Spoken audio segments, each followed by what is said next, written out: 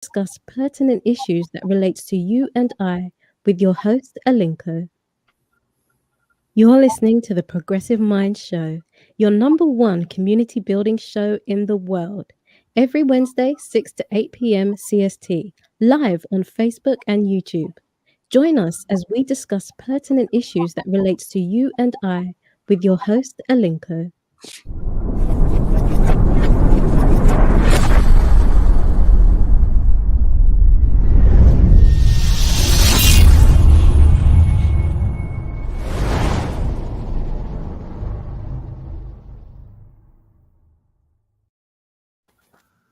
Hello, everyone. This is the Progressive Mind Show. You're welcome to another episode which we have tabbed Finding the Balance every Wednesday. We are here from 6 to 8 p.m. and on Sundays from 2 to 4 CST.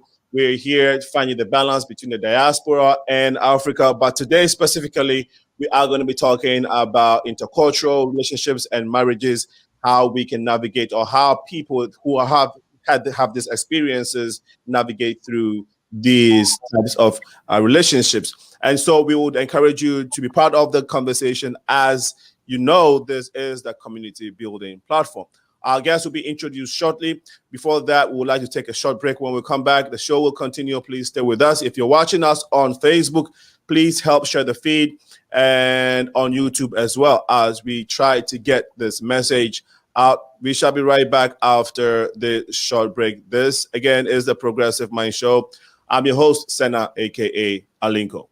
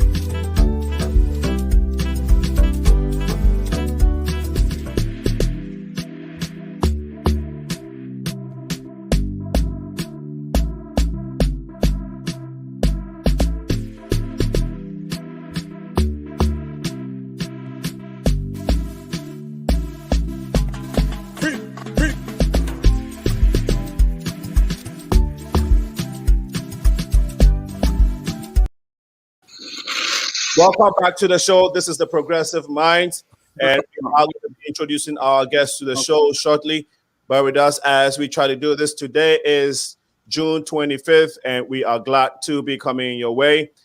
Please help share the feed if you're watching us on Facebook and on YouTube. Again, good afternoon, everyone. Welcome to the Progressive Mind Show. We will be discussing, as I mentioned earlier, multicultural relationships and marriages. Intercultural marriages are marriages between people of different faiths, races, ethnicities, and geographical locations, or say geographic regions. In the past, such marriages were outlawed in the United States, Nazi Germany, and apartheid era South Africa as miscegenation. Pardon me. It became legal throughout the United States in 1967, following the decision of the Supreme Court of the United States in the Loving versus Virginia case. Although intercultural relationships and intercultural marriages are legal in the United States and in other parts of the world, there is a stigma surrounding such relationships and marriages. A lot of times people wonder if you're not already in it, because of what the perception and the stigma, people tend to have their own opinions. But today, to help discuss the joys and the downs of intercultural relationships are these beautiful, wonderful guests of our in our community who will be helping us discuss these things. And we hope that we might be able to spark an interest or at least change, affect your perception when it comes to intercultural marriages and relationships. And so I'll go straight to my guest. We have Leanne Ravis, who is a political consultant. She's here on the show to help with the conversation. First timer on the Progressive Mind Show. Leanne, we are pleased to have you. Welcome. I'm pleased to be here. Thank you for having me. My pleasure. Next to her is Joseph Gentle. When I saw his first name, we've been talking, we've been friends, but when I saw his last name, I'm like, did you just give me your nickname? Because I know you look like a gentleman and you are gentle. And is that your nickname? But it happens. It is his last name. So Joseph Gentle is also a friend, lives in Chicago. Joseph is originally from Belize. Brother, a first timer. I'm glad you are here. Thank you so much for coming. Thank you as well. It's a pleasure. My pleasure again. And to Ugochi, who is not a first timer, she's a sister. She's in Chicago. She is the daughter of Fela Kuti. No, I just kid with that. She's a great singer, an educational and a community organizer. A lot of titles, but I'll let her give us that. Ugochi, my sister, you're welcome again. Ugochi, we couldn't hear you because. Thank you so much. Absolutely. And then lastly, we might have Christine who joined us on the phone. So Tracy might not be the last, but Tracy Forfeit is a lot, last hour kind of replacement to some of our guests who couldn't make it. And I'll tell you in a bit. Tracy, you were welcome to the show. I know you were driving, but you wanted to be, we spoke and you said you'd like to join and share your story. So you're welcome since you're a first timer. Welcome to the Progressive Mind Show. Thank you. Good afternoon, everyone. Good afternoon. Good afternoon. I'm happy to be here.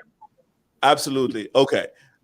So Tracy, now I just wanted to inform our listeners that we had a last minute change with some of our guests due to reasons beyond their control. So we asked that you pardon us, Priest and his wife, and then Next and his wife also had a last minute situation. So we hope that you would you understand, you bear with us and help make this show a success. Let's go straight to Ugochi since we have a limited time with you. Ugochi, people would like to know you. If folks who are on the set, folks who are watching the first time, just a brief background of who Ugochi is, and then we can go into it. The main reason why we're here. Okay, I'm a child of God, daughter of Josiah, Chief Josiah, and Lola Rachel. I am an artist. I'm a poet, a singer, songwriter, educator, activist, racial healing practitioner. All of that. And that's basically sums me up. Excellent. Leanne Ravis, please. Yes, I am a political consultant. I work with progressive, liberal, and Democrats predominantly to help them get elected. I have spent 12 years on my local school board. So, Leanne. Yes. No, I'm sorry. That was feedback. Go ahead. Oh, okay. So I've also been an educational leader, having spent 12 years as a school board member in my community. So I've been very involved in public education. And I am the proud mother of 4 children of color, ranging in age from 30 to 23. And I'm excited to participate in this dialogue today. Thank you so much. We are glad to have you. And Joseph. Yes, so I'm self-employed. I have a client from all different walks of life, all background, all over the world. And I've been in the ministry for almost 10 years, so I talk to people from all walks of life. I have friends who have successful marriage. So I think I have great information that I can share with others that can help. Thank you so much. We're glad you're here. Tracy? Hello, everyone, again. I am Tracy Forfeit. I'm a praise and worship dance minister, as well as an English as a second language teacher, an artist. I lived in Cameroon as a missionary for 8 years. That's where I met my husband. And we just celebrated our fourth year anniversary. So it's sort of a great time to have this conversation with you. Happy anniversary, Tracy. Thank you. Wow. Okay. So when you said you did your missionary work in Cameroon, that was the first thing that came to my mind because I know your husband is Cameroonian. So you did not only go to do missionary work in Cameroon, but you were looking.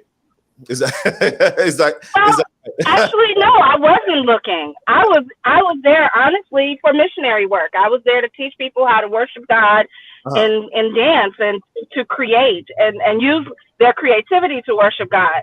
I was not thinking about marriage. And in fact, I said I didn't even want to marry a Cameroonian because I had so much experience with the people that I said I don't want to. These people, I like to minister to them, but I'm not sure if I want to be married to one. So I wasn't looking at all. No, thank you for sharing. That was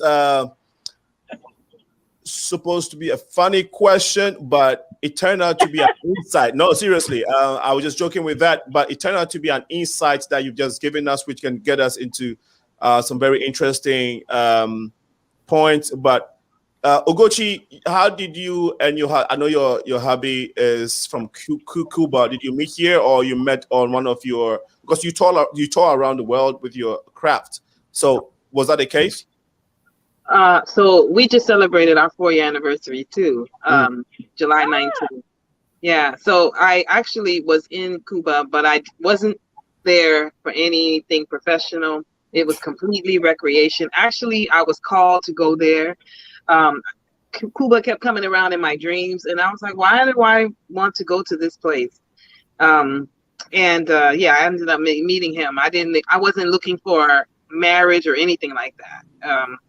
It was just it's a very magical place. If you've never been to Cuba, you need to go. It's very magical, very mystical, and it was I met him there in Havana.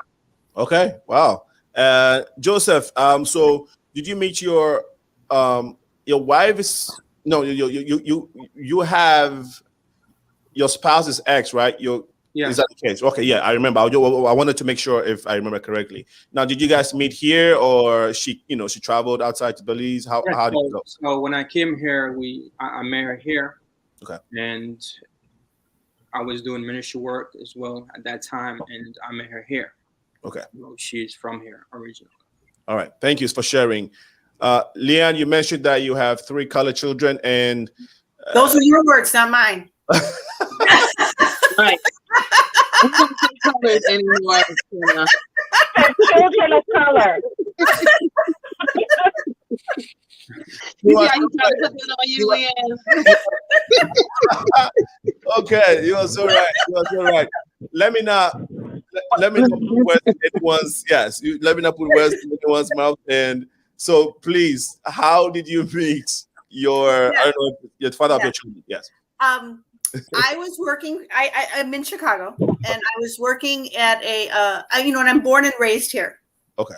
On the South Side, and I was working at People's Gas, and they were organizing a union for the clerical workers. Mm-hmm. And I had been there a very short time, but it became very clear that there was it would be a good thing, and so I got involved. And the head organizer was this Black man. And we hit it off, and I had never considered dating outside. I had dated, let me rephrase that. I had never considered dating someone Black. I had dated Latino, but never, ever considered dating someone Black. And we clicked, and that was 30 years ago. The marriage did not last, but, and the experience, I found myself having to hold myself accountable. Are you ready to walk the walk, or are you just talking? And so we embarked on a relationship, and we were married. We were together for 5 years. We got married. We were married for another 10 before we divorced. And out of that marriage, I had 3 children, and then his older daughter came to live with us, and is still a part of my family. And it has been the single most transformative event in my life. Okay. Wow. Thank you for sharing. And I think we have our next guest who's just joining in by phone. Christine, can you hear us? Yes, I can hear you. Okay, Christine, can you tell us where you're from and how you met where you're originally from and how you met your husband? Sure. Hi, everybody. My name is Christina Pundera Cali, and I'm a mom, I'm a wife, and entrepreneur. I'm originally from Zimbabwe, and I met my husband on LinkedIn. Okay. Our very first, yeah. In the US. Okay, great. Yes. Okay, nice. Thank you so much for sharing. And Igochi, I know you have to bounce, but tell us some of the challenges that you basically had to face when you decided to marry outside your culture. You were Nigerian. Your husband is from Cuba. Were there any challenges at all? There were a few, but I would say because Cuban culture is very African in its center, we made some compromise. But there was differences with, say, like food differences. In Cuba they eat a lot of pork and things like that, and no, thank you. So there were things like that. Food differences. Sometimes spirituality and religious differences.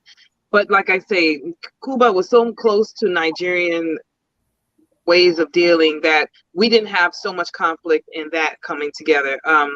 It was, for me, the conflict is more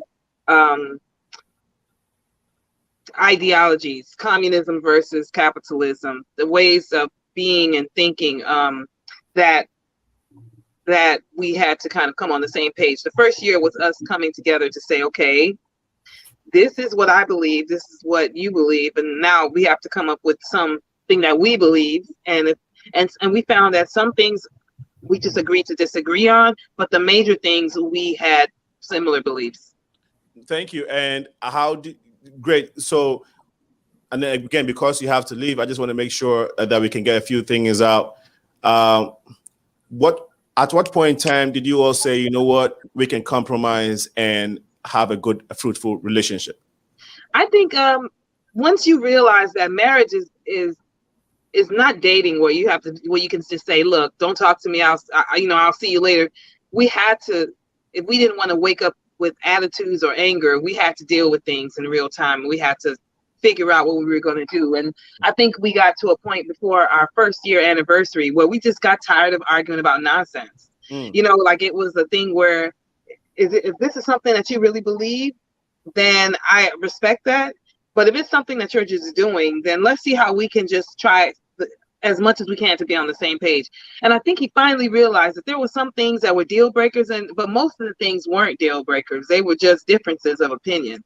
And once we realized that we wanted to be harmonious, then we started to see what could we chuck and what did we need to agree on and what could we just agree to disagree on. It's really just respecting a person enough to see how you can walk with them, how far you can walk with them, and how well you can walk with them.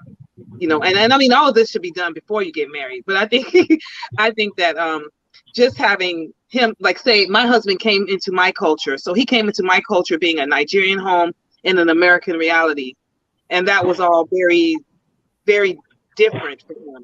Because as a Cuban, there are things that they couldn't do that they didn't have, like, say, internet, and say, certain things they just didn't have access to. And then now you're in this environment where you have all this access to things. So it was a lot of getting used to a different way of life and just a different lifestyle. But I think he loves Chicago, and so I got lucky in that way. Chicago is such an international city that there was something that he could enjoy. There's something for everyone here. You can find your groove. So he's able to feel like he's in a space that is his own amongst strangers, and being in a space that's not his own. I mean, I think he found his way. Yeah, thank you so much for sharing. If you don't know Nigerians, one basic thing that jumps at you when you meet them is their pride when it comes to culture. Okay, their pride that is rooted in their culture, the richness of their culture, and they don't compromise. Okay, generally. How did your parents or your people accept that? Okay, Ugo, you are not going where we want you to. Very good question, because I will say that my dad was very much like, you don't marry this person, you don't marry that person, you marry this one. And I said, well, why did we leave Nigeria then? Because we could just stay there. But I think my dad really, once he first met Juan, from the time he first met Juan, he said, this is one of our boys. He felt the Nigerian energy on him. And one of my big aunties, she just said, you all just look exactly alike. And my dad gave my husband an Igbo name, which is very big deal. Like none of my other siblings' spouses got an Igbo name. That means that he is in the family, And so basically, because of the cultural similarities, my dad really received him, and my mother, my community received Juan like one of their own children. It wasn't such a big staunch difference. So I was very lucky. My dad loves Juan like his own son. My mom, they've received him very well. The community. No, thank you for sharing. We know. How about Cuba? How about his family side? Were they a little skeptical? Who's this Nigerian girl coming in? Yes, I think they were in the beginning, but it's undeniable that we are here to do something major. That God brought us together. So now his mother calls me Mijo, Mija. Like his daughter, her daughter. Yeah. And she's always asking about me. She's asking about my parents. We're a very close knit family now. So the two of you brought the two cultures together, and excellent. Now, what do you think how would you want to quantify or explain that impact on both cultures? Our wedding was very interesting because it was a Nigerian traditional, but then it was this Cuban element to it as well. I think that people found it to be kind of interesting and refreshing, and they loved it because it's so many. It's just really close to. We're close to each other. We're like cousins in the way that we deal with our culture. So it wasn't such a big stretch. His family really loved things about our culture, the closeness of the family. There's so much richness of culture and so much ritual in our group. And so I think they like that. They love just the wedding is a whole situation. And I think they really respected that because Cuban have a lot of closeness to American culture, as far as how they deal in the world. There's a subculture that's very African, but the main culture is very American. Right. So his family is very, they're African Cubans. He's a Black Cuban. So they loved being brought back into an African community and into an African tribe again. They were very happy to be in the African family. And would you say that the coming together of the two of you have enlightened both sides to see the world in the same light?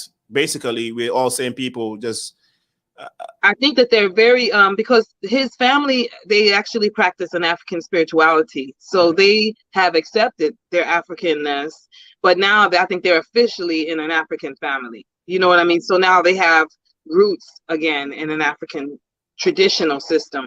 Even though they already practice African spirituality, they now have a tribe and an African piece of land and to call family. And so I think that was very, they were very happy to be received again, because in Cuba, most people know that their origins are African, the Black people there. No, thank you for sharing. I know your time is up and you have to run, but the power in sharing some of these stories is that we all one people, we all humans, and sometimes our geographical locations, ethnic groups, and all that kind of blinds us from seeing the human in all of us. And so in a lot of situations, when these types of relationships kind of opens our eyes to accept everyone, that after all, you're not that different. And no. Right now, Cuba is going through a revolution as well, and it's very powerful for him to be on this side of it as opposed to being in it. And I think that he was able to have a certain perception and vantage point once being in the communistic reality, but then now being outside of it, it's a whole different education. And so I think that it's just being open to different experiences is the spice of life. I mean, you can't go through life doing what you know, or then you only know so much and you only get access to so much. So I think being open to other cultures when it's healthy and it is something that stretches us and makes us better humans. Powerful, Ugochi. Well, let me not take much of your time. I know you got concerts and all of that stuff. Yeah, got action today. Where's the performance at? Where is it at? Well, I'm actually going to so today is July 25th. There is we're doing some sage and circles around helping the environment. There's so much violence in the city, so we'll be in South Shore, and we're going to just burn sage, and I'm going to sing some songs of libation and some redemption songs, and we're going to try and heal the land. Okay, healing the land. That's what I'm doing with my sister Pilar. Okay, yeah, with Pilar. Okay. Healing the land is where it's at. Ugochi, thank you again for sharing your story. We hope that next time we shall have more time. Yeah, plenty of your time, because you have powerful stories, not just in this realms, not just in relationship realms, but in other things as well. Okay. Thank you all. And I'm really happy to have shared space with all of you. Nice to meet you all. All right. Have a good day. Bye-bye. Bye-bye. Well, that was Ugochi. We shared a story, and we have to move on to our guest. So, Leon, I'll ask the same question. And I know you shared how you mentioned a little bit about, your background and all of that. So what was it for you when it comes to both families coming together to accept the terms that, okay, you all have decided to live together? It's an interesting question. There's no surprises in what my experience was. My family gave it their best shot and failed miserably. Whereas my ex-husband's family embraced me wholeheartedly. There was a little trepidation against some of his, extended family. But, we've been divorced for 15 years, and I still go to, family events on occasion. And my children are always amazed they're like, how do you remember all these people? And I will tell people I've been a part of a Black family for 30 years. And so my relationship with my ex-husband's family is very, very good. The nieces and nephews are all now grown up, and, they still call me auntie. We're friends on Facebook. My side of the family never really moved outside of their of their preconceived notions. They tried, they gave lip service, but they never really moved outside of, they never really grew. They never really did grow in their understanding as far as that goes. Right. Which is unfortunate. Yeah. Thank you so much for sharing. And you said you have been just to make sure I heard you correctly, you have been involved with Black people or the Black family for 30 years. Which one is it? I have been a part of a Black family for the past 30 years. How? Can you explain how? Yeah. Well, I met my husband in 1991. So there's that. And then, and then my children. No, the reason why I asked is because you also a political consultant. So I was wondering if part of that relationship with the Black family had to do with your working with organizing the community or working with local Black politicians, stuff like that. I wanted to know if that is part of the relationship. I count many Black elected officials as friends and colleagues, and so on and so forth. I've never really thought of it that way. When I use that language, I'm specifically speaking of the personal. Gotcha. Not of the professional. Gotcha. But, that's a whole other show. Whereas, my role as a white woman who respects representation, that, like I said, that's a whole other show. I hear you. Joseph, you want to share? And Joseph, if you don't mind stepping back a little bit, because we are losing part of there you go. You want to share your experiences when it comes to, first of all, you mentioned that you guys met here, right? Yes. Okay. And that was 8 years ago?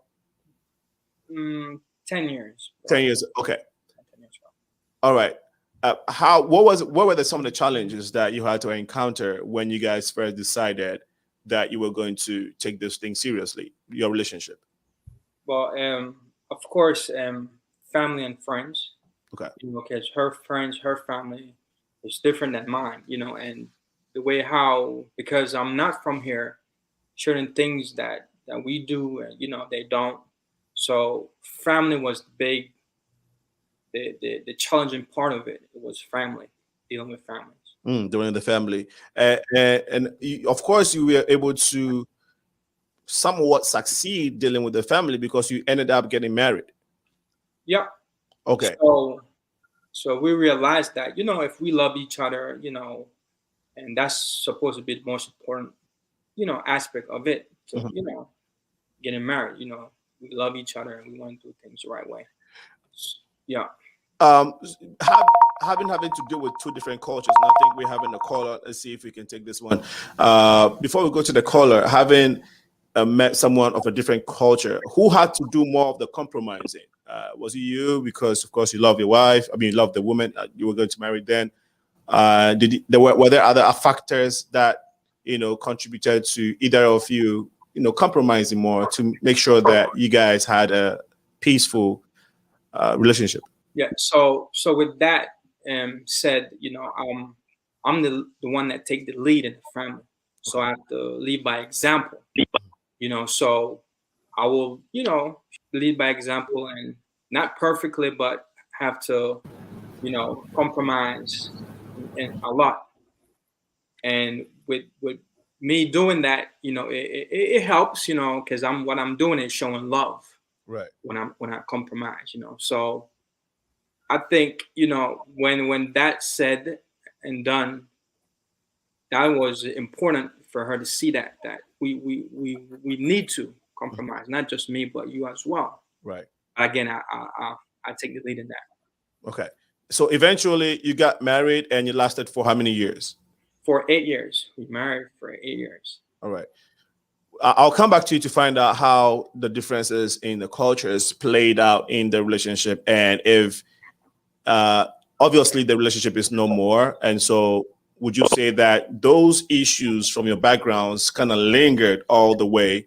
And if as a result of that kind of, caused the downhill of the relationship or whatever. So we'll come to that. But Tracy Forfeit, welcome back. I know you had to get yourself situated. We are very glad that you did that.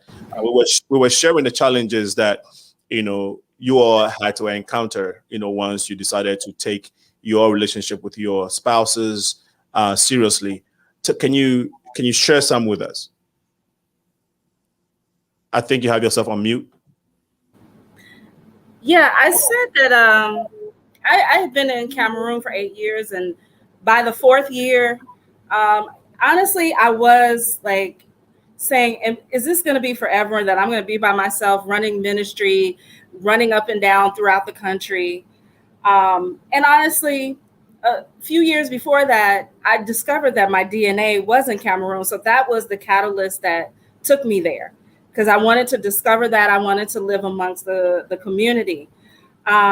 And like I said, the 4th year, I was asking, okay, is this going to happen, or do I need to go somewhere else so I can be in a better place?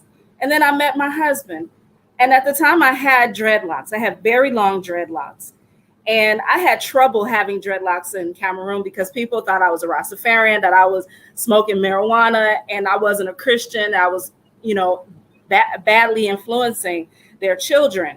But let me just say, a pastor told me I would not get married to a Cameroonian because I had dreadlocks. Well, my husband saw me with my dreadlocks, and that's what attracted him to me.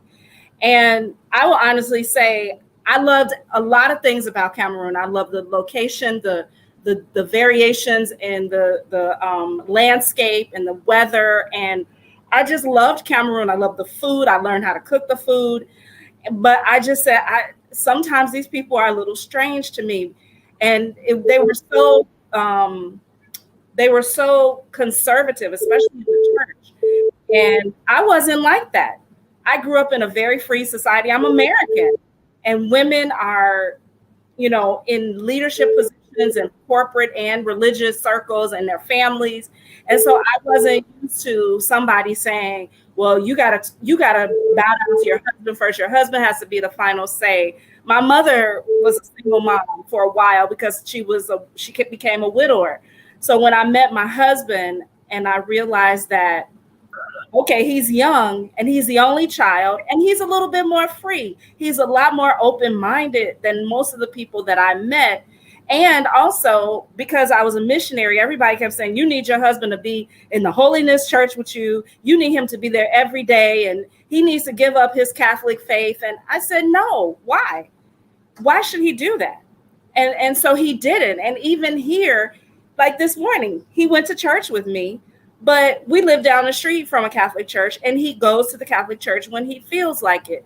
So we have an agreement that you can still practice what you want. I practice what I want. The main thing is we both believe in God. I try to cook his food. I try to cook the best I can. But obviously people from Cameroon have been cooking all their lives. They know they have the vibration of what to put in there. So he has found his community here. And amongst my family has an interesting history. My mother was married twice. And her first husband, he was into the Hebrew Israelite religion, and he took my 3 oldest sisters, to Liberia when they were children. So that wasn't a good thing. It wasn't a good thing. It was a very bad, there's a deep story about that.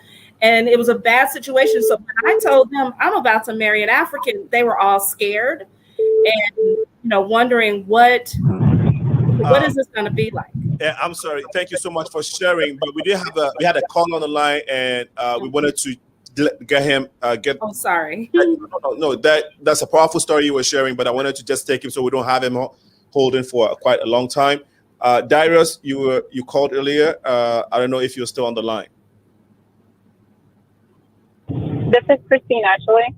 Okay, that's Christine. Okay, well, we had we had Darius, previously on the line. I don't know. I think we may have lost that caller.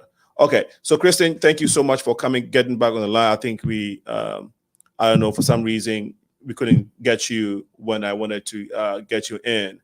But Tracy just shared a powerful story of how she met her husband, and some of the challenges that they have to go through.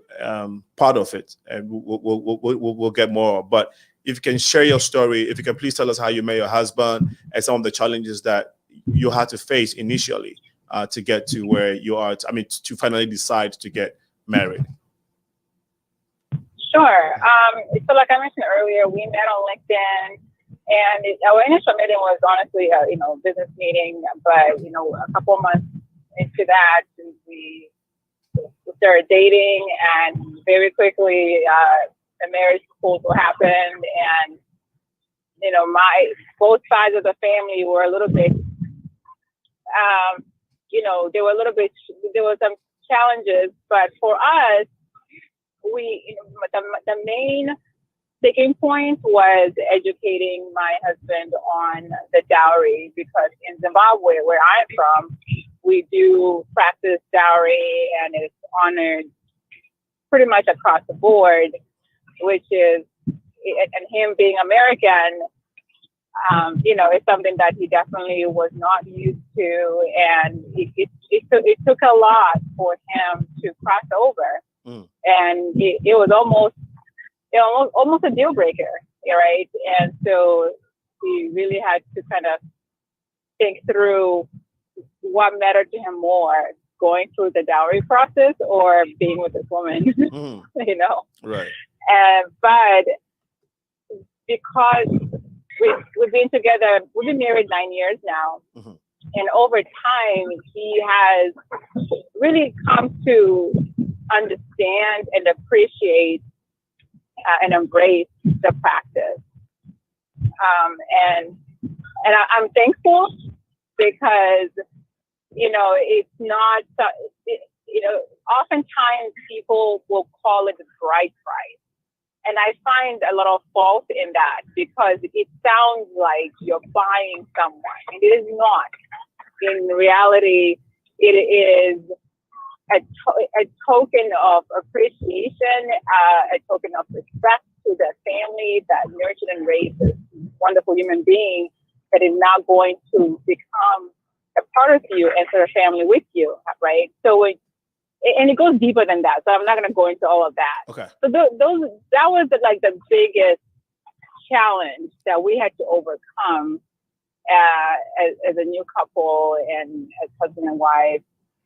And some of the other cultural differences in American versus Zimbabwean are not enough for us to be bothered.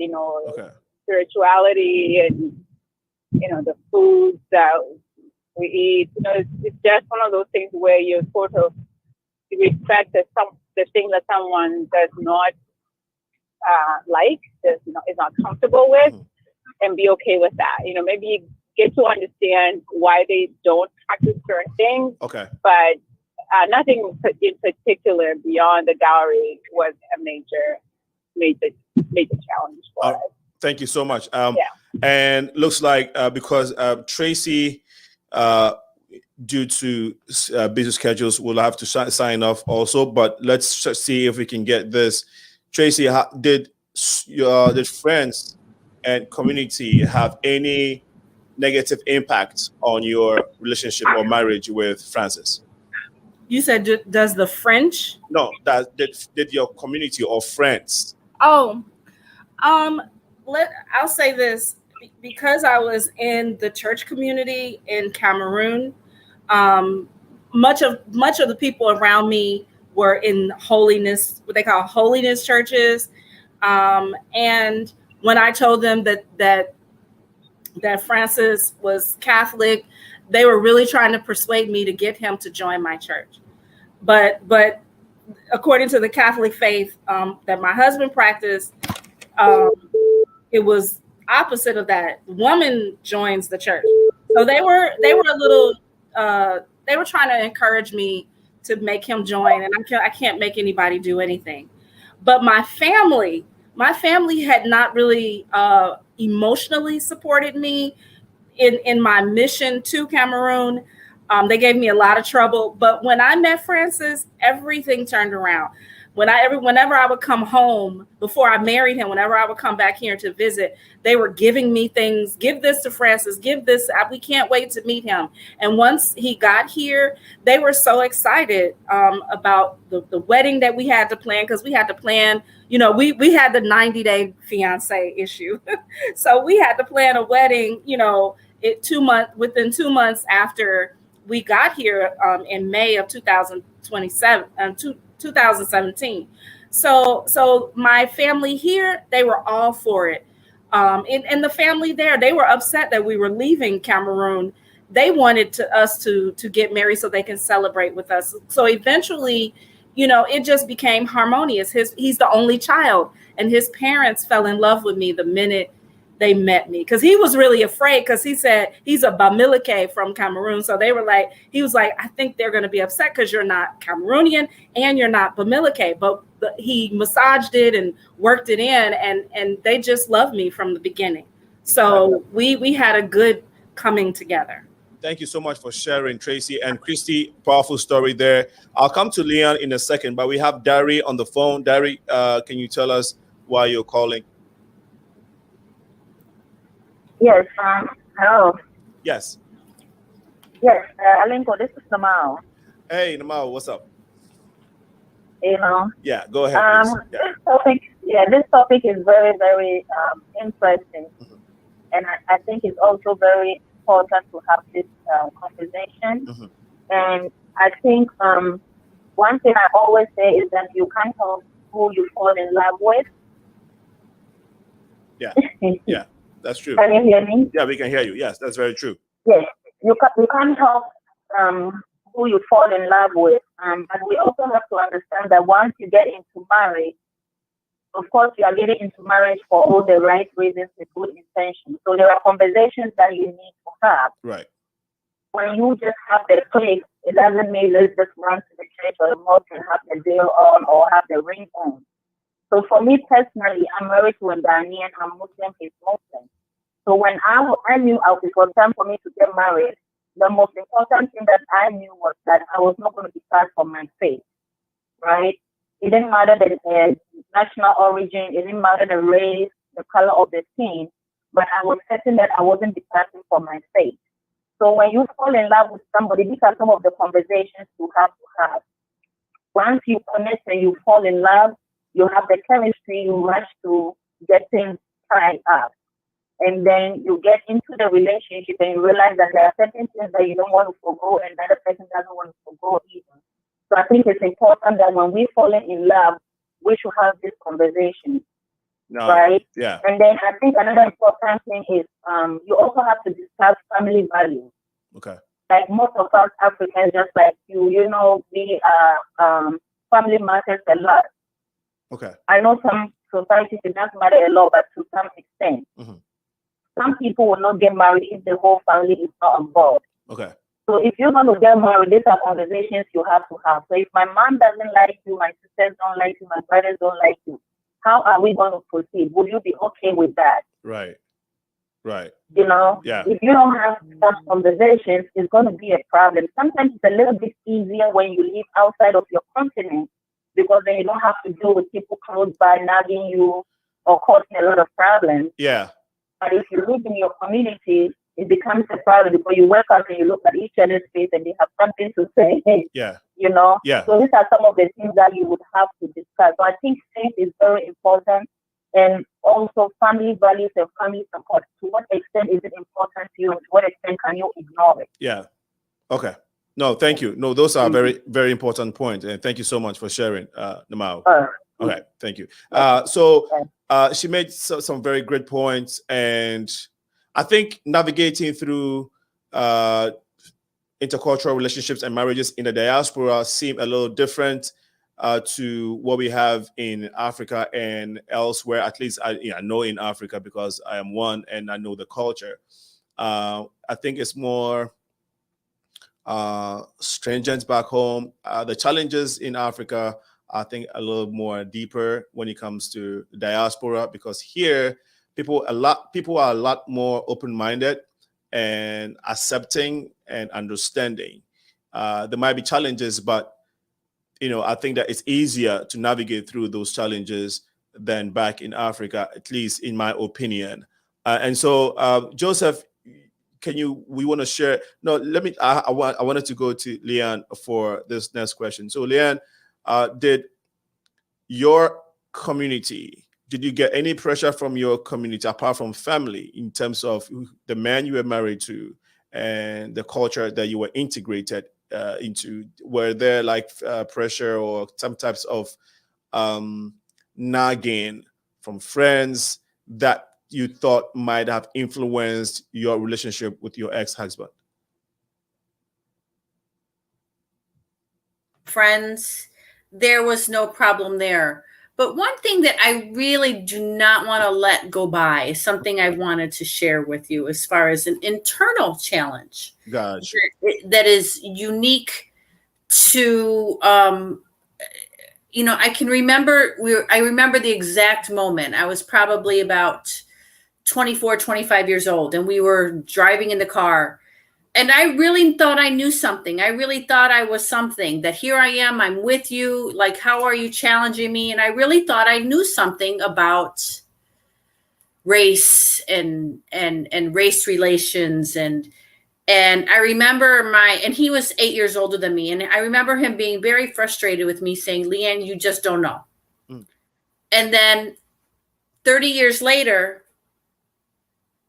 I know exactly what he was talking about how clueless I was about oppression and about the Black experience in in America, and how and what I realized, and I think a lot of white women, when they're going into these relationships, because whiteness is the default in this country, they really are completely oblivious to what they don't know.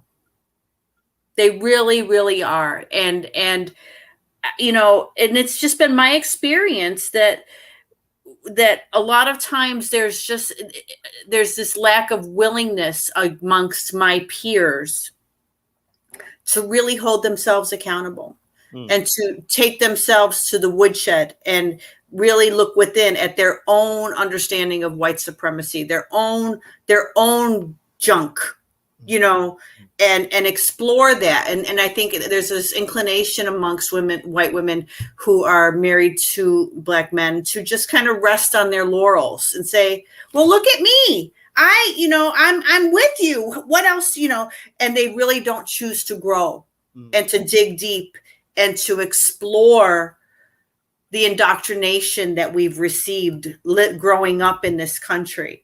And earlier I said how it's the single most transformative event in my life. And it really is, because even though I grew up on the South Side, I grew up in an integrated community. It really, really did take me to a whole different other place as far as understanding not only the relationship, but what's going on in our country. Right. And some of those experiences and insight that you learned are things that I would like you to share, if you don't mind. Sure. Okay, great. But before that, let's have Joseph. Joseph, you were married for 8 years. You had your challenges. Do you mind sharing some, particularly the causes of those challenges? And I mean, if it had to do with your backgrounds, your different backgrounds, if you don't mind sharing those with us. I think we're having a little bit of technical issues. Can you hear me now? Yeah, I can hear you now. Yeah. Okay, please go ahead. So my challenges didn't have to do necessarily more so my background. It was more of a spiritual mindset of it, as in, see, we got to understand that we are one big family on earth. All races came from one Adam and Eve. So we are one big family. So spirituality comes in. We both have to understand that. Yeah, we not from here, or you from somewhere else, I'm from somewhere, but we have to bring our mindset in line with God ways. He views us as a big family. So what my challenge that I had is just the fact that, when it comes to doing things, not our way, but God's way. See, because He's the one that instituted marriage. So he set principles and laws, to help us have a successful marriage. Whenever we decide to do what we want to do, then that's how we start to have problems. You see, he knows what's best for us. So he would love for us to, do the things He lined up for us. And so when it comes to me, I'm not perfect. Nobody perfect. But I think the fact that when someone decides to do what they want to do, in a marriage, and not respect, one another or God's law, then things go downhill. Okay. You were married to an African American woman, right? Yes. Okay. Did, say, any specific culture within did any specific thing jump at you, within the African American culture, that you would say, okay, this would have been a deal breaker, if you remember, whilst you were married to her? So that one more time, I can't understand. Did you experience any particular African American culture with your ex-wife that you felt could have been the demise to your relationship even before it ended? I can't think about it right now, but I'm sure I did. It's been years ago, but I'm sure I did. Yeah. Okay, what I want you to do, what I'm basically looking for is, are you able to share some of the cultural clashes that you experienced with her that you were able to navigate through? Okay, for the culture, for one issue was just the fact that how I grew up, and the food stuff. I'm hearing some feedback. I'm sorry. Go ahead. Yes. So I think it's the way how I grew up and doing things. For example, the way how she grew up doing things, or her family doing things. if I can think about a situation, and I think it's pretty much, probably say, get together holidays and stuff like that. We have different tradition, Right. stuff like that. So like the holidays and stuff that her family might, be into, Right. or is into, we not, we don't do all that. Right. So I think that's one of the, then right there it's like, oh, I'm gonna go with my family. I'm gonna listen to my family. Mm-hmm. I'll be over there. Then, I'll be with my family. Right. In that instant. So that's one, one challenges we had to deal with. Yeah. How long did you date before finally getting married? Well, I dated less than a year, if I can remember. Okay. Probably, I would say, to be honest, probably like, 6 months. 6 Okay. months. Yeah. And within those 6 months, were you getting external pressures from the Belizean community, maybe friends, extended family, based off the woman you're going to get married? Again, understanding, knowing that the culture is different, where you getting those type of pressures to say, hey, don't go there or don't get into it. Where Yeah. Yeah. So, my mom and family will say like, they do things differently, and I don't want to get in detail, detail, but they do things differently. There was like, I don't think you should do that. Right. You have other people from your country, you can do that. Mm-hmm. And so yeah, it was pressure. It was pressure. Yeah. And then when you finally, okay, so you heard that, but Mm-hmm. what do you see in your wife? Like I say, I'm in the process of getting to know her, and I love her, and I can see a future with her. Right. So, and again, I'm not abiding by what my family's saying. I'm trying to abide by God's, viewpoint of things. Okay. So based off your religion and your maturity in, spiritual things, you were being led by that, yeah. per the relationship and where you wanted to go with your ex-wife, disregarding what you were hearing from people and your family and all of that. Now, once you guys got deeper and finally got married and you were living together, where these things that you heard playing out, if they were, how were you able to navigate through them? Yeah. So, yeah, it's eventually, it take a while, but years after, few things, played out, and again, it's just because of imperfection as well. So that was just based off imperfection, like, oh, this was going to happen, and which is reasonable to say that because we're all imperfect. Mm-hmm. So that did play out. A few things did play out, but I think for the most part, how I deal with it was just trying to be humble and be understanding, pretty Mm-hmm. much. Okay. It takes a while to build. Mm-hmm. So not when you're having problems and difficulties, that's me, you just dismiss. You Right. got to build off that. Mm-hmm. So I take time to hear out and again compromise. See.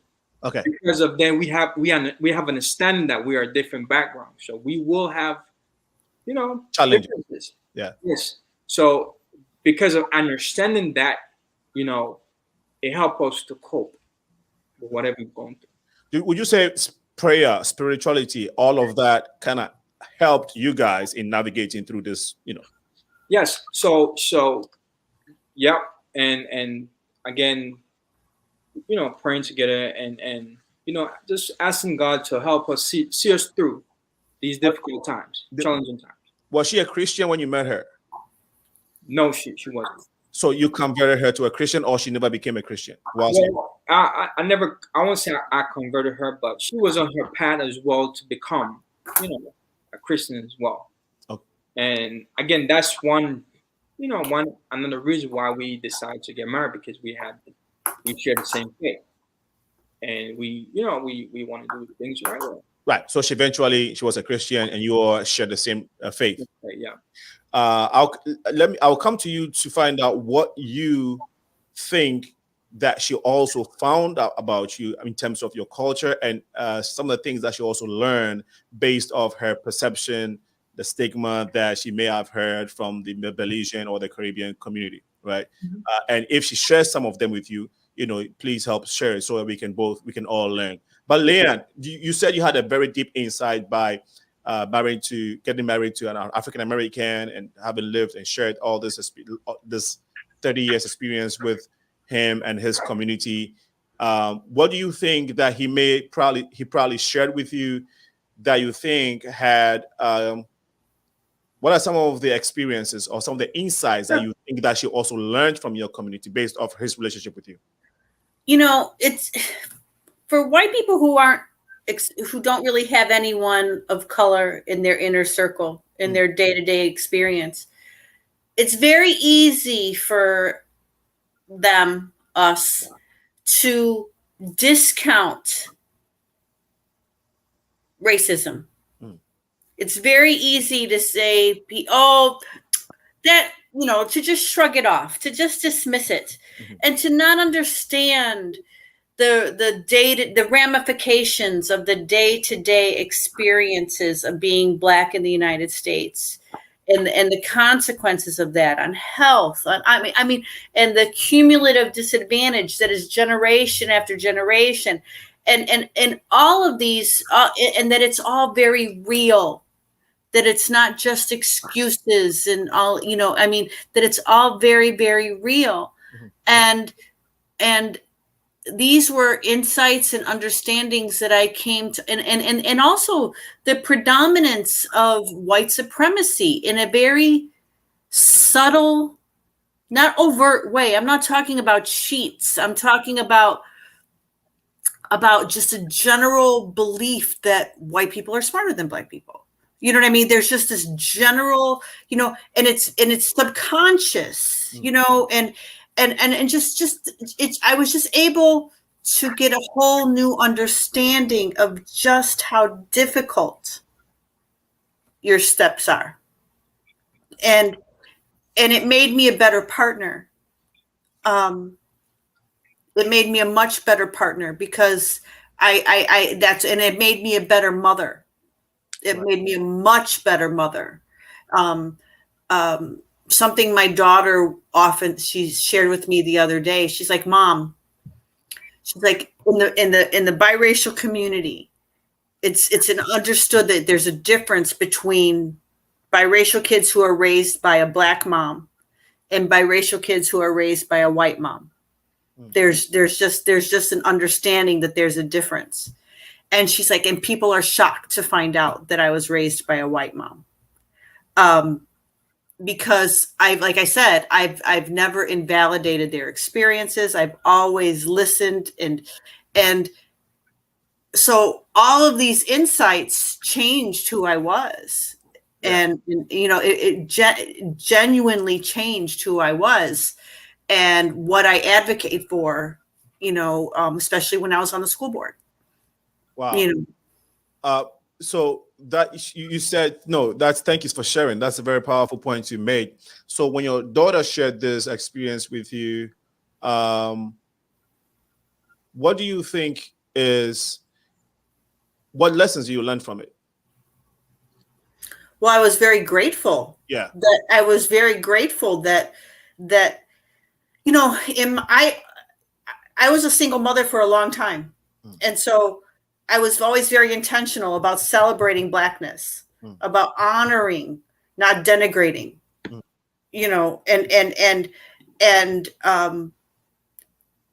whether it be Black food, Black music, Black, I was always very intentional about that. And so, I was very grateful that she shared that with me. Now, so I'm also trying to find out what your ex-husband may have learned or unlearned, when it comes to the white community, because of course there's also that perception, everything is vice versa, right? Right. So what's interesting is that my ex-husband was quite the Black nationalist. He was the last guy that you think would would fall in love with a white woman. Right. That's why I didn't know that, but I know that it's also important to see the other side of the opinion conversation, because we know in the Black community that it's not a one-way street. The stigma is everywhere. So please go ahead. I'm sorry. No, so I was definitely, like I said, he was the last guy. People thought I was a federal FBI plant. It's hard to know because we aren't in contact. No, but didn't he share whilst you were married, right? Didn't he share with you? Because like, I'm sure during marriage, just during this long time, there were times that you were like, baby or honey, look, like you would share with him, I didn't know this about our community. I thought I knew, but here is my understanding. You've made me, your community or our relationships has taught me this, which you have stated. But did he also join those conversations or sometimes say that, hey, babe, I knew this about the white community. I believe totally, but your love and your relationship with me has taught me a thing or two. Did anything? No. He never shared anything. What I would say is he looked at me as an individual. Okay. I was an individual that not a representative of the, yes, exactly. You know what I'm saying? And so, because let's face it, it's not like my community is doing much to dispel the myths. Not myths. They're not myths. They're not doing much to change things. The narratives, right? Okay. So like I said, he looked at me as an individual. Okay. So is it fair? Do you think that it's fair when a lot of Black people do that, and because we tend to generalize. I mean, let me not say we. Some of Black people, I'm not an African American. I'm an African, so I have a way of seeing, the Caucasians or white people or people from other races based off the stories and what I see, right? But with the African American, the story is different, and so when you interact, they also have their view, and so I think what we're trying to find out is that does one good thing or several good things from one white person change the narrative for the Black man, or the Black woman, basically. I don't think it should. Okay, it doesn't. I don't think it should because those few good things are the exception to the rule. Gotcha. The general rule, right? You know what I mean? And I think it's a mistake to look at the exception to the rule, the occasional ally. You know what I mean? Yeah. And to then believe that that's indicative of a greater change. Perhaps I'm a cynic, but I just feel like that we have so far to go. Yeah. That I just don't think it's a smart move tactically. Okay. So Gentle, I know you have Joseph. Just Gentle has to bow out. And this show, it was slated for 2 hours, but today we've had a lot of technical difficulties, so we're going to be wrapping up very soon. But Joseph, you have told us, you shared how you met. And some of the things that you had to do when you realized there were challenges. Okay, I think we lost his feed. Okay, but then I was trying to get him to give us his last words. But we have Dari on the line again. Dari, can you go ahead and share your opinion? Yes, hello, Alinko. Yes, we can hear you now. Go ahead. I couldn't help myself but come back because the topic is very interesting. Thank you. So I had one thing that I left out. As much as we can't cover all the details that need to be discussed prior to getting into marriage. Yes, but before you continue, I also think that it's very important to speak with each other regarding how we express love, affection, and romance. For instance, because I know some people that got into marriage and didn't take long for those marriages to end, and it wasn't necessarily because of their differences in their race or cultures, but it's because they left out those little most important details about how do you express your affection. Right. If you're getting married to a lady or a man that comes from a culture where they openly show affection, and you are not from that culture, how do you navigate that? Yeah. So me, for instance, you never see me kissing with my husband in public or trying to smooch each other like we used to say in school, you know. Mm-hmm. But I could say, of course, he's my husband, but I could say he's the most romantic person I've ever seen when we are home. Right. Even though he which didn't. is fine with me. Mm-hmm. Yeah, even though he doesn't do that outside, which is fine with me because culturally, for me, it's not appropriately. It's not appropriate. Religiously, it's not appropriate for me. Okay.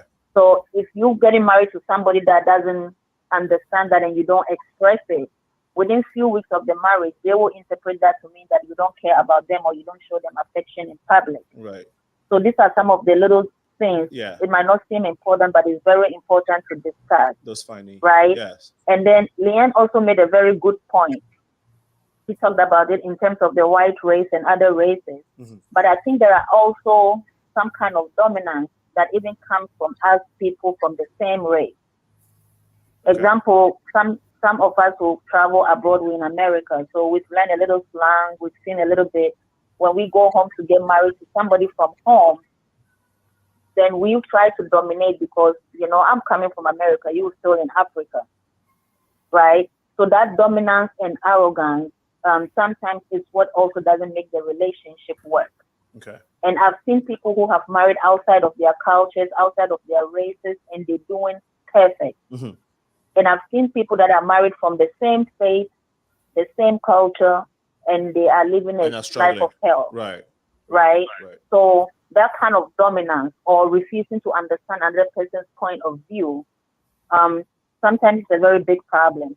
And Joseph made a very good point when he talked about how they pray to keep things going. So that takes me to the first point that I made. If your partner is not religious, or they might be Christians, they might be Muslim, but you don't know their level of spirituality. Mm. If you don't have that same level of spirituality or understanding, they will say, I'm not praying to know God to solve this problem. We need to go see a counselor today or this marriage is done.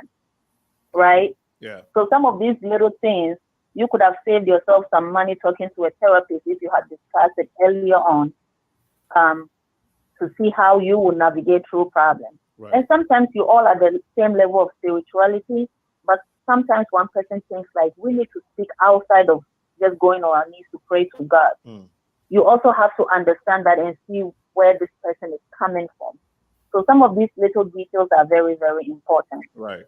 Right. No, and I wish some of our folks that are not married yet will actually listen to some of these programs because I think it's very, very important. Thank you. Thank you so much. Your point is very, very important, and we really appreciate you calling in and sharing. I hope that people will take a point, take a thing or two from it. And your guests are doing wonderful. I'm enjoying it. I'm not calling back, but I'm going to keep listening. No, thank you. My guests are wonderful. Leanne has shared some very great insights. So you're watching the Progressive Mind Show. We're live here on Facebook and on YouTube. We're located in the beautiful city of Chicago. Today we're talking about intercultural marriages, relationships and marriages, navigating through it in the diaspora. And we've gotten a few insights to people who have been in it, people who are still in it. We had some last minute changes with regards to some of our guests. We had a few ones come in to share their stories briefly, but due to time schedules, they had to tend to other businesses, and we are very grateful. We do still have Leanne. We will try to wrap up the discussion very soon. Leanne has helped us understand some of the, because if you're not married, if you do not have a relationship with a Caucasian, right, you have no idea, and there is that stereotype, there is that stigma, there is all these things that we have in our head based off the things we see on TV, on social media, and the stories we hear.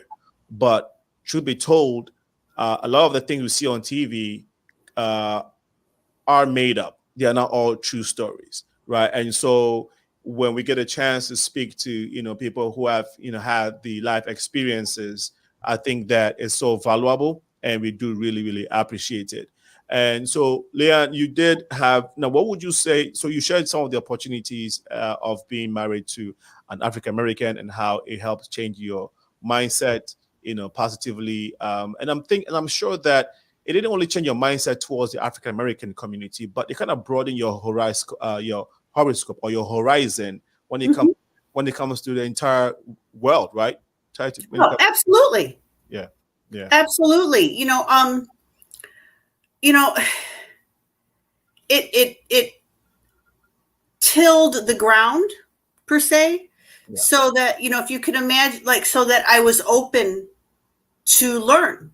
Yeah. When I read Ta-Nehisi Coates, and when I read his piece on A Case for Reparations, I was open to receive all of that knowledge because of my experiences leading up to that point.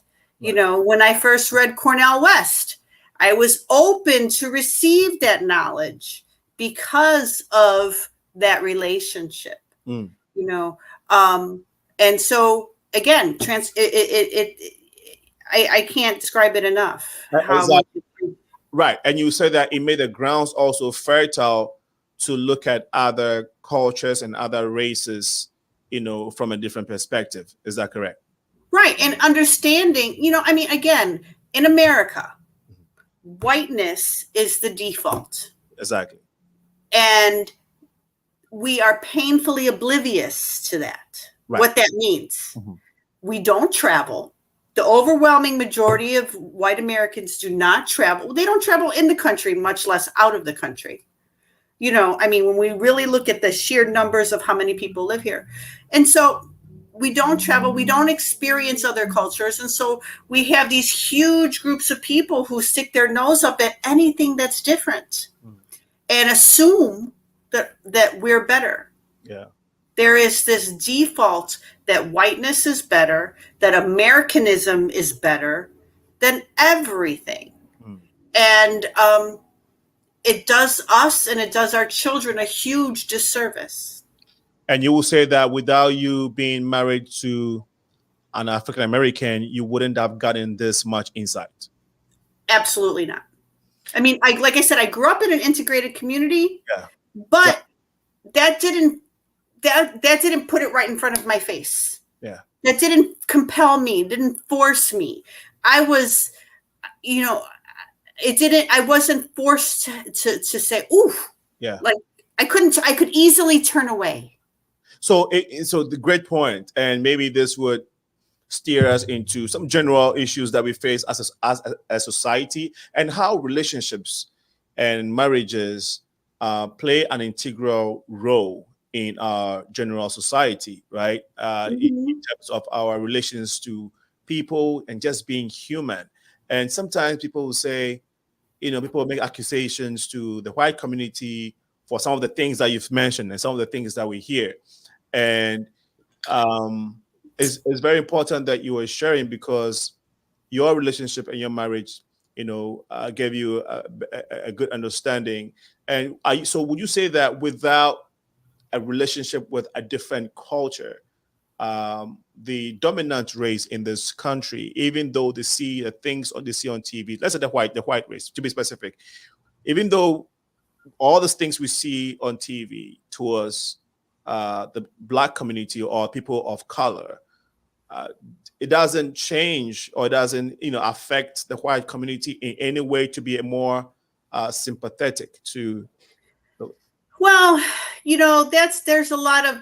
that's a big question. Okay. Because for instance, we got the Civil Rights Act of 1964 passed because what middle class white America saw on TV when they saw the hoses and when they saw the brutality of the protests and the responses. So did it influence white people? Yes. Yes. Gotcha.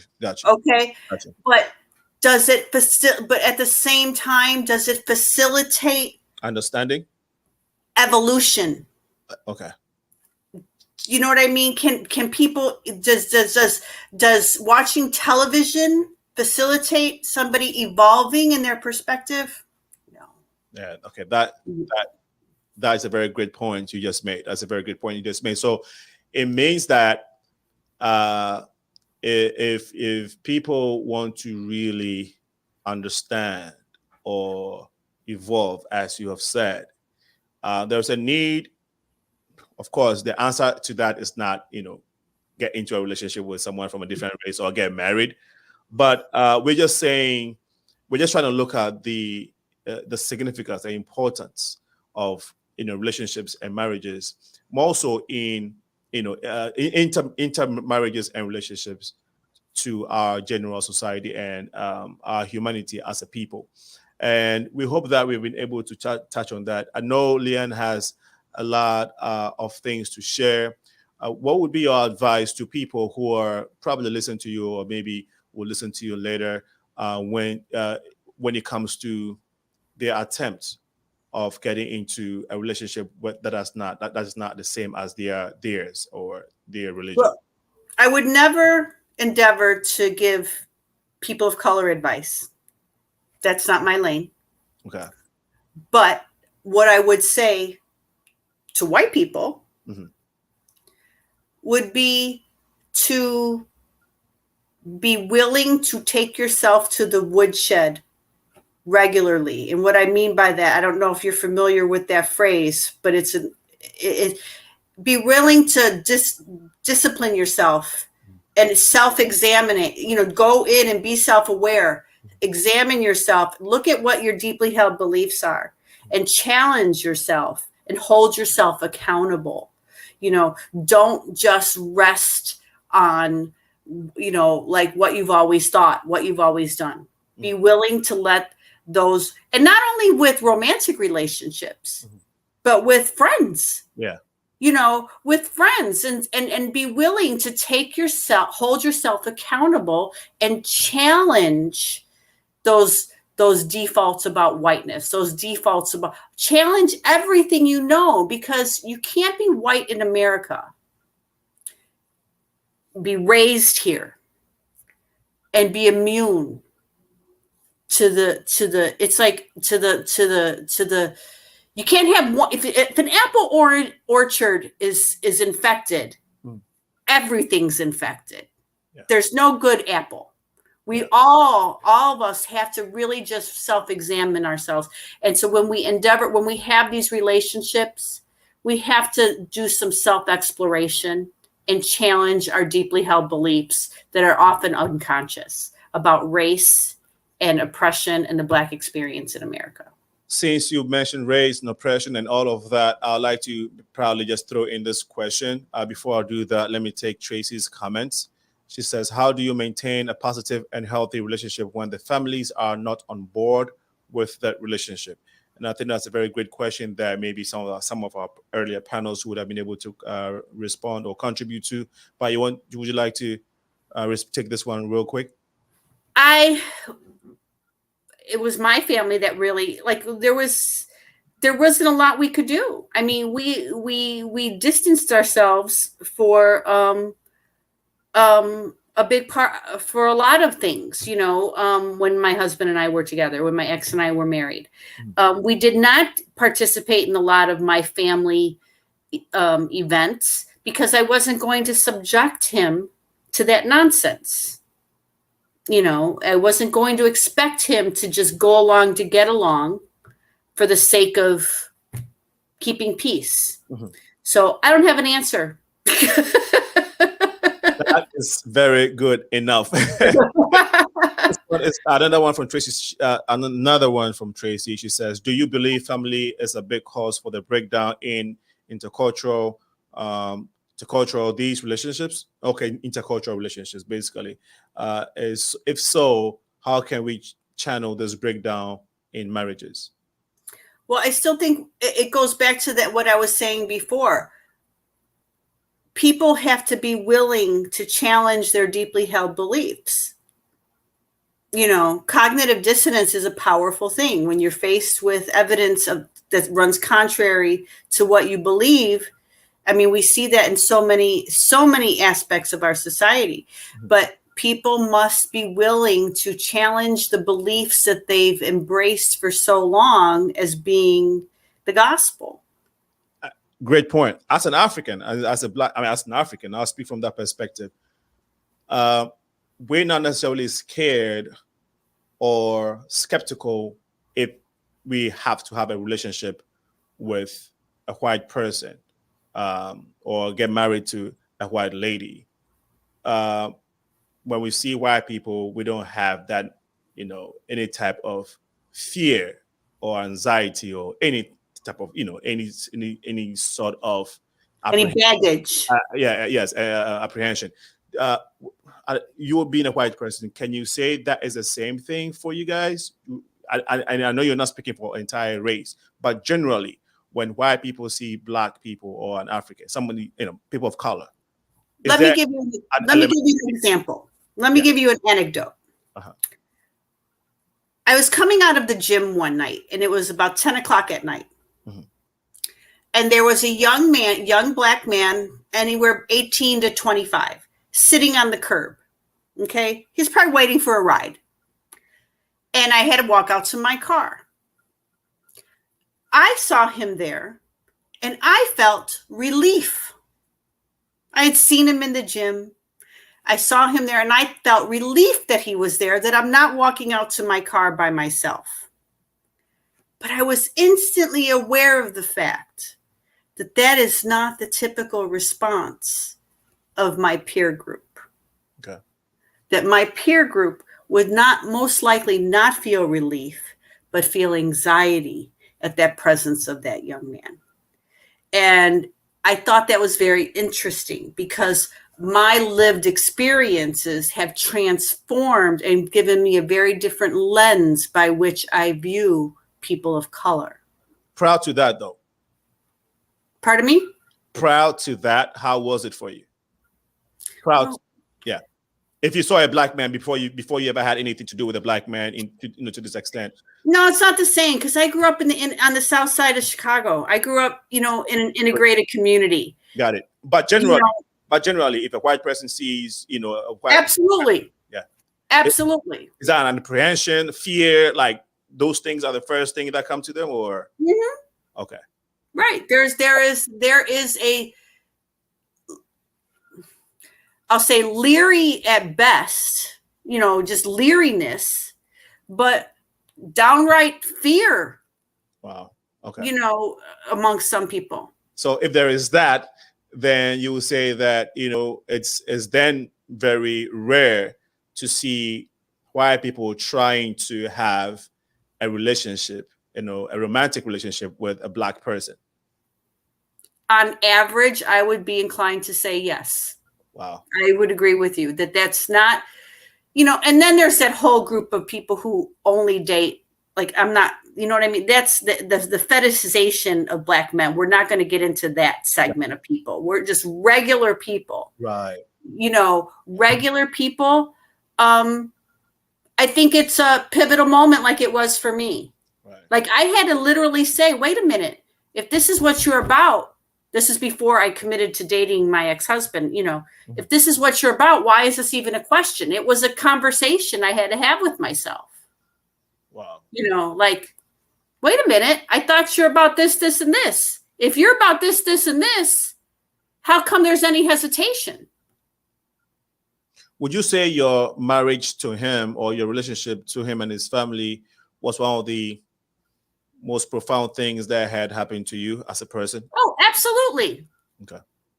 There's no doubt in my mind. I've had this conversation with my children because the marriage did not end equitably. And I've told my children on numerous occasions that given all of the icky stuff that happened at the end, I still wouldn't change it because of it just radically changed the trajectory of my life. Absolutely. And you say whatever happened to the marriage, now the marriage not working, you would not attribute it to him being black or being from the black community, right? You wouldn't say it's because of his culture. Oh gosh, no. Okay. Not at all. Okay. Wow. Leanne, you have definitely really opened our eyes to a lot of things this afternoon. We we didn't know that it was going to go this way. You got to roll with the changes, right? No, we appreciate it. This is I call it the organic platform. We have conversations. We just dialogue on these pertinent issues that bothers all of us, and this is how we build our community and make our society a better place by sharing and knowing. And so, definitely do appreciate your presence and your time. We are hoping that, of course, this has led us into maybe a different topic that we may have you on here to discuss, race in America, right? Feel free. Yeah. I would love it. I've enjoyed it. Yeah, absolutely. Same here. And we once again grateful. Since you're the only one, just give us your last words, and we would attempt to bring the show to our end. We wanted to end at 3:30, but we're going to 3:40 now. So please close up. No worries. I think someday we'll get there, but it's going to take a lot of work, and that work is not mostly for people of color to do. It's for my people to do. Wow. But every step forward is a step forward. And what is that saying? A step of 1,000 miles starts with one step, and learning about each other and owning and being aware of the transgressions and being aware of the realities in this country and addressing inequity. That's how we get there. But it's not, the work is not for Black people to do. Thank you so much. I just remember that you definitely have to get some plug-in. So if there are any social work or anything that you'd like the audience to know about that you were involved in, you want them to support or check out, please feel free to do so. I appreciate the ask, but right now I'm in a coasting period. So thank you. Well, thank you so much, Leanne Ravis. She is a political consultant. She helps people to become presidents and leaders of organizations and communities and whatnot. Is that correct? That is correct. I help people get elected to office. Okay. And so if you're trying to run for office and you need a consultant, well, her name is Leanne Ravis. If they search you on Facebook or LinkedIn, they'll find you. Is that correct? Yep, that's true. Okay. All right. Okay. So that being said, we just want to thank you all for being part of the show this afternoon. To my guests who made it, really want to appreciate you all for helping this great conversation about race, intercultural relationships and marriages, and how we can navigate how people have navigated through it in the diaspora. We hope that we can come back to it and look at it in a different way, but definitely we'll be coming back on this show, hopefully with Leanne and others, to talk about race in America. This has been the Progressive Mind Show, where we dialogue on issues that matter to us to build our community. My name is Alinko, and we shall be here next week, Wednesday, to engage you again in these dialogues. Remember, to whom much is given, much is required. Have a wonderful day. Bye-bye.